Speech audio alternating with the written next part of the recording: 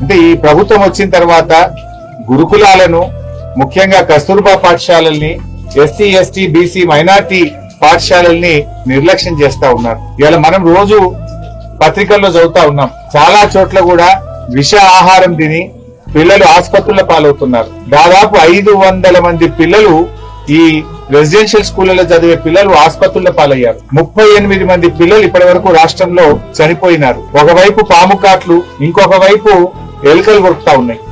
అయినా ఈ ప్రభుత్వం మొద్దు నిద్రపోతా ఉంది. ఎలుకలు కొరికితే 13 మంది పిల్లలు ఆసుపత్రుల పాలైపోయినారు. పాములు గడిచి పిల్లలు చనిపోతున్నారు. ఎలుకలు కొరిచికి ఆసుపత్రుల పాలవుతున్నారు.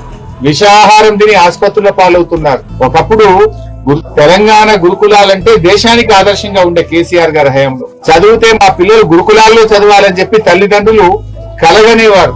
కానీ ఇవాళ తల్లిదండ్రులు కూడా ఇక్కడికి వచ్చి సవితక్కకు నాకు చెప్పి కళ్ళలు నీళ్లు పెట్టుకుంటున్నారు. కులం పేరుతో దూషిస్తున్నారని, మీ తల్లిదండ్రులకు గతి లేక మా స్కూళ్లలో జాయిన్ చేశారని, ఆ తల్లిదండ్రులు కించపరిచే విధంగా ఉపాధ్యాయులు మాట్లాడుతున్నారని చెప్పి వాళ్ళు చెప్తా ఉన్నారు. మేము ప్రభుత్వాన్ని కోరేది ఒక్కటే, ఇప్పటికైనా రివ్యూ చేయండి. దయచేసి ఇక్కడ ఉండే టీచర్లందరినీ కూడా మార్చండి. పిల్లలు వణికిపోతా ఉన్నారు.